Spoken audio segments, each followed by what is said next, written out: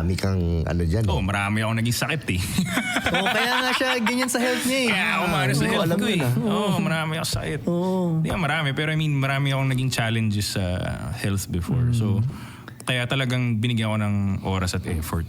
Pero kasi sa health, pagdating sa health, hindi ka makakapagbigay ng one advice fits all eh. Di ba? Kasi iba-iba talaga tayo Iba-iba ng ang katawan, kondisyon eh. Iba-iba rin ng... Ako nga, nagpa-DNA test, bawal pala ako mag-broccoli. Oh, di ba? Akala natin napaka-healthy ng broccoli na yan. Dog, bawal pala ako ng broccoli. So like, sa DNA test ko nakakasama siya sa akin. So I mean, yeah, so to each their own.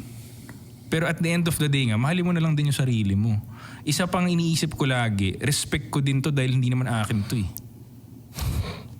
Hiram to eh. Oo nga, no, tama. Hindi to akin, ibabalik ko to eh.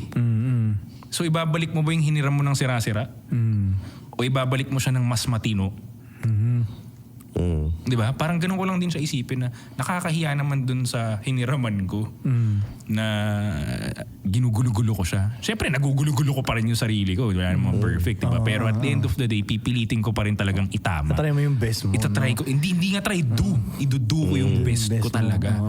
Kasi pag try, pwede pa magkamali eh. Pwedeng hindi mo pa gawin, try lang eh.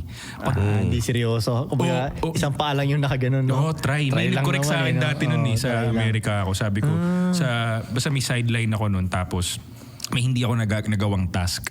Sabi ko, alright, I'll try my best to do it next time. Sabi, no, you do your best.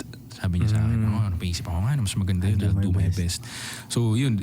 Igagawin ko pa rin yung lahat ng mga kaya ko na maayos, kumbaga. Kasi nga, nahihiya lang din ako eh, na nakakahiya eh. Mahihain siguro. Nahihiya ako na tratuhing hindi maganda yung pinahiram sa'yo.